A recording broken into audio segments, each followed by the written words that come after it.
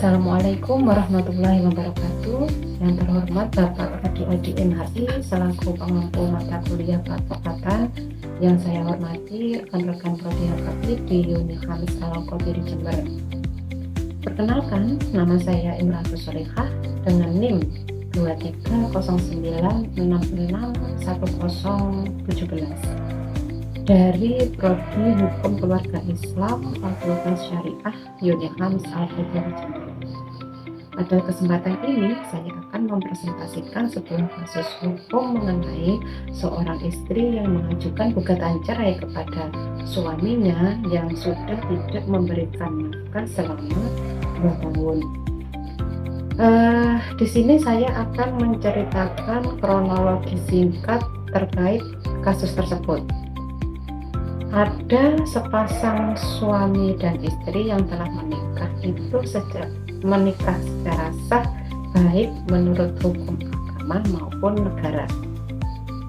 Pada awal pernikahan, kehidupan rumah tangga mereka itu berjalan baik-baik saja. Namun, setelah beberapa tahun, si suami ini mulai tidak menjalankan kewajibannya sebagai kepala keluarga. Selama 2 tahun terakhir, si suami ini sudah tidak memberikan nafkah lahir kepada istri dan anak-anaknya.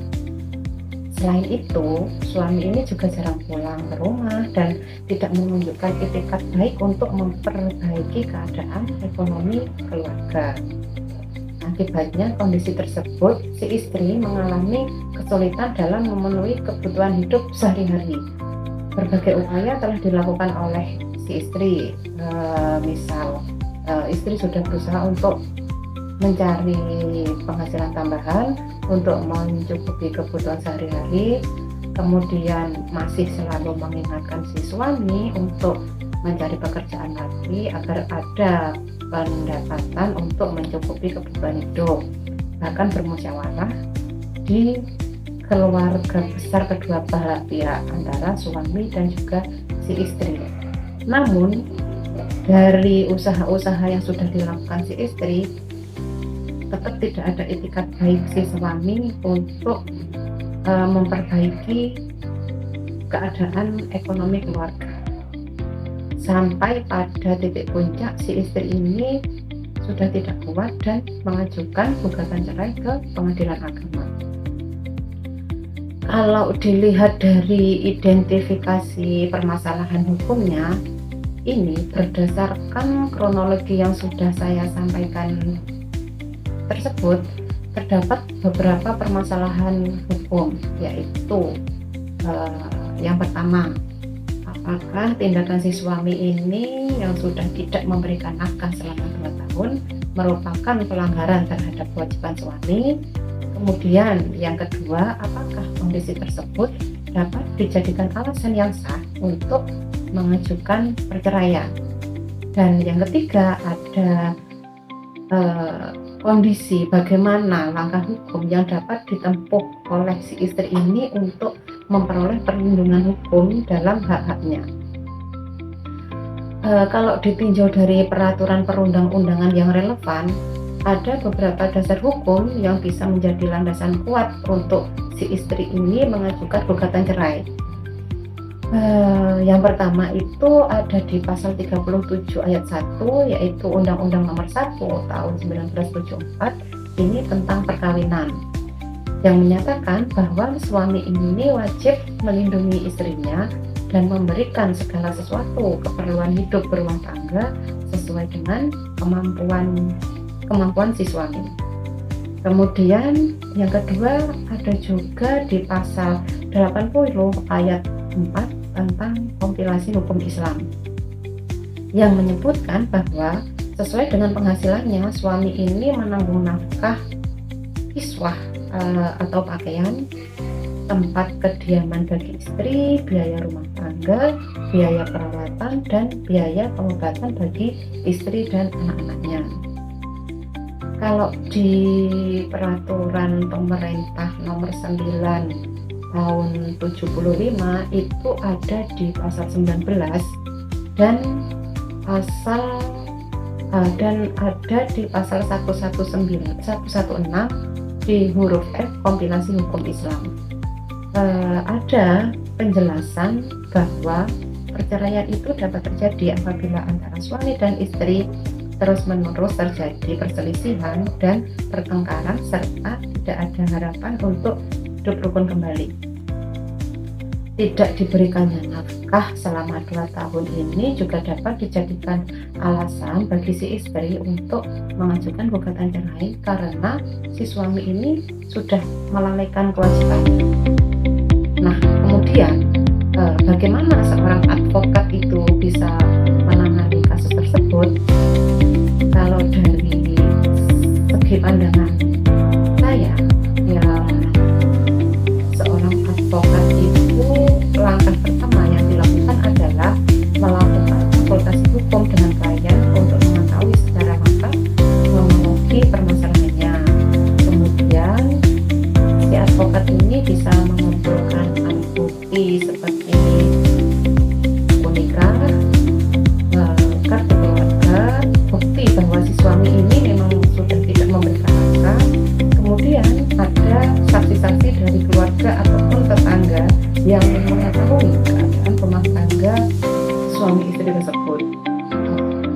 Setelah si bukti-bukti ini terkumpul, advokat itu bisa memberikan penjelasan kepada klien mengenai hak-haknya, peluang-peluang gugatan untuk dikabulkan, serta prosedur-prosedur hukum yang harus ditempuh. Kemudian advokat ini menyusun surat gugatan cerai dan mendaftarkannya ke pengadilan agama yang berwenang.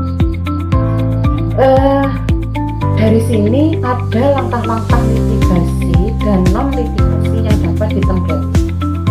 Jika dari jalur non-litigasi, advokat dapat terlebih dahulu mengupayakan perdamaian atau mediasi antara si suami dan juga si istri, misal melalui musyawarah keluarga atau mediasi yang difasilitasi oleh pihak-pihak tertentu, misalkan tokoh masyarakat ataupun tokoh agama.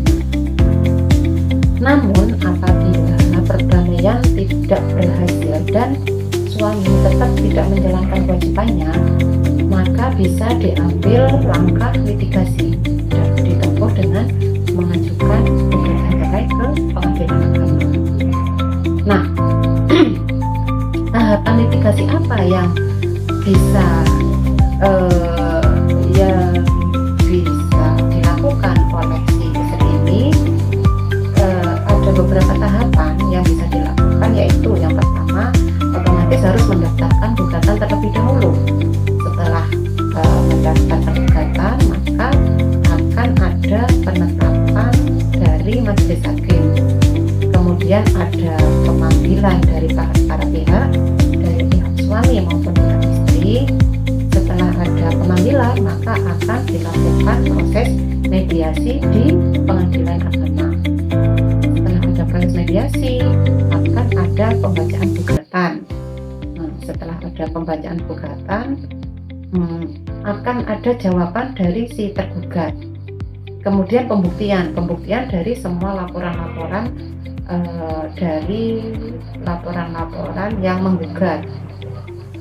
Setelah ada laporan, akan ada kesimpulan dari pengadilan agama. Setelah disimpulkan, barulah nanti ada putusan dari hakim. Apabila hakim ini berpendapat bahwa gugatan terbukti, maka gugatan cerai ini dapat dikabulkan. Ketika sudah dikabulkan, klien ini punya hak yang bisa didapatkan. Misal mendapatkan bantuan hukum dari advokat, kemudian mendapatkan informasi mengenai perkembangan perkara. Si advokat ini si penggugat ini mendapatkan pendampingan selama proses persidangan. Kemudian juga mendapatkan perlindungan atas kerahasiaan data dan informasi yang beliau berikan. Sedangkan kewajiban klien adalah memberikan keterangan yang benar dan jujur kepada advokat, menyerahkan dokumen dan bukti-bukti yang diperlukan, kemudian mengikuti proses hukum dengan etikat yang baik. Setelah itu memenuhi kewajiban yang telah disepakati dengan advokat. Di sini menurut pendapat hukum, jika misal ini saya sebagai seorang advokat, ini tindakan suami yang tidak memberikan nafkah selama 2 tahun merupakan bentuk kelalaian terhadap kewajiban sebagai kepala keluarga dan merupakan pelanggaran terhadap ketentuan Undang-Undang Perkawinan dan kompilasi hukum Islam. Apabila dapat dibuktikan di persidangan bahwa si suami ini benar-benar tidak memberikan nafkah dan tidak ada itikat baik untuk memperbaiki keadaan rumah tangga, maka istri ini memiliki dasar hukum yang kuat untuk mengajukan gugatan cerai ke pengadilan agama. Selain mengajukan gugatan cerai, si istri ini juga bisa menuntut hak-hak lain yang timbul akibat perceraian. Misalnya, ini kan tadi sudah 2 tahun tidak dinafkahi. Nah, itu si istri bisa menuntut untuk nafkahnya. Misal minta kembali nafkah yang 2 tahun itu. Bisa juga setelah nanti ada putusan dari hakim, si istri bisa minta nafkah iddah, mungkin mut'ah, dan hak-hak anak apabila terdapat anak dalam perkawinan tersebut. Jadi dari yang saya ketahui, kesimpulannya kasus ini menunjukkan bahwa pemberian nafkah merupakan kewajiban utama suami dalam keluarga. Ketika kewajiban tersebut tidak dijalankan selama bertahun-tahun dan tidak ada harapan untuk hidup rukun kembali, maka perceraian dapat menjadi solusi hukum yang dibenarkan oleh peraturan perundang-undangan. Mungkin demikian presentasi dari saya. Terima kasih atas perhatiannya. Mohon maaf bila ada tutur kata salah ataupun yang sudah saya sampaikan kurang berkenan di hati panjenengan sekalian. Mohon maaf yang sebesar-besarnya kepada Bapak dosen dan teman-teman sekalian. Wabillahi taufiq wal hidayah. Wassalamualaikum warahmatullahi wabarakatuh.